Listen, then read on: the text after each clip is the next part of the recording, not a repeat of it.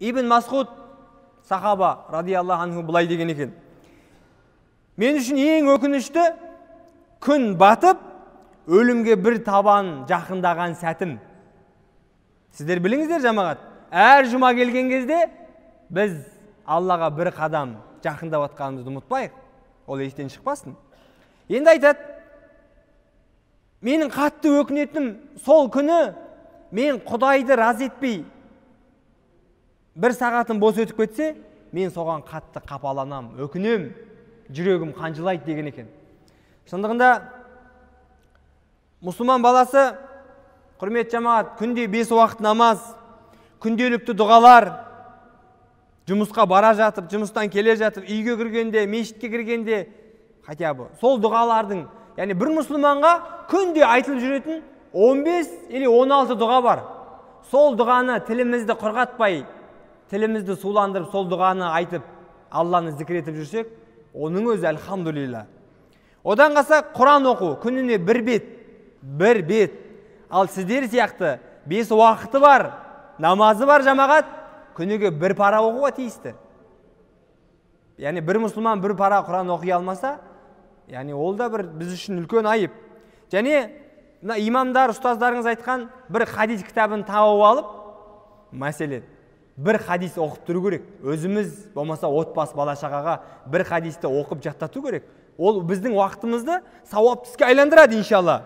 Одан қалса садақа беру, қолымыздан келгенше пайдалы іспен шұғылдану. Және жақындармен уақытымызды тауып, дұрыстап байланыс құру, олардың ақыретін уайымдап, ей бауырым, мына жасап жатқан нәрсең тозақы ес, мынаны жасама, жәннати амал жасауға бір-бірімізді шақыру. Әмір мағруф, нәхил мункар, бұл білесіздер 40 парыздың бірі.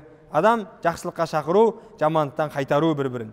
Одан қалса, руханият сәл әлсіреп тұрған заманда діни кітап оқу. Діни адамның имани иммунитетін көтеретін, арттыратын сондай бір жақсы кітаптарды оқып тұруымыз қажет. Енді айта берсе осылай мұсылманның апталық, айлық, жылдық жоспары болу керек.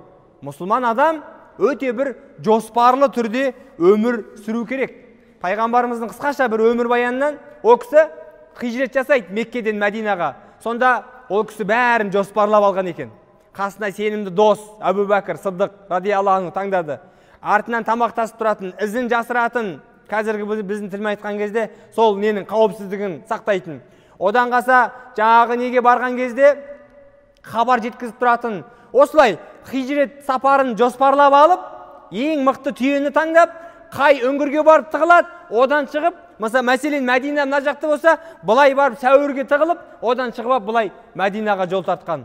Сонда дұшпандарының қолына түспей, аман есен Мәдинаға жетіп, дінді насихаттаған. Қараңыздар. Сол сияқты осы кісінің өмірі, яғни жоспарлы түрде мұсылман баласы өмір сүру керектігін біздерге ұғындырады пайғамбар саллаллаху алейхи ва саллям өмір баянында. Сондықтан құрметті қадірлі жамағат, атақты Амир ибн Абу Қайс деген табиғин бір досын айтады: «Кәллимни, кел, бір әңгімелесейік, сөйлесейік» дейді. Сонда әлгі адам айтқан екен: «Сен мына күнді батуы мен шығуын тоқтатсаң, яғни уақытыңды тоқтата алсаң, мен сөйлесейін. Мен сенімен сөйлесетін уақытым жоқ» деп көп уақытын құлшылыққа, ғылымға, білімге арнаған екен. Соның нәтижесінде үлкен, яғни ислам әлеміне ғылымға жол салып кеткен дейді. Енді атақты имам Науауи, білесіздер, хадис кітабын жазған, көптеген артынан жаңағы ғылымға үлес қосқан, бар жоғы 45 жыл өмір сүрген. Бірақ Алла берген уақытты тиімді пайдаланып, 500 том кітап қалдырған екен артында жамағат. Қараңыздар, назар аударыңыздар.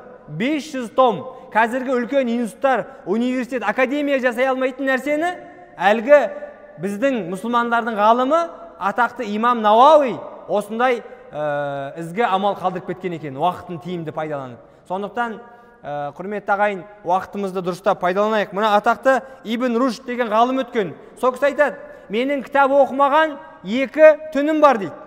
Үйті ода бір себеп бар дейді. Бірінші түнім дейді, марқұм әкем қайтыс болған кезде мен сол кісінің қызметінде болып кітапқа уақыт бөле алмадым. Екінші түнім үйленген түнімде дейді. Қалған уақыттың барлығын осылай Алла разы болсын кітап оқып, ғылым қуып, қолынан келгенін, яғни мұсылман үмбетіне қалдырған екен. Сондықтан құрметті ағайын, жамағат, баршаңызға Алла разы болсын. Уақытымызды дұрыстап пайдалана жүрейік.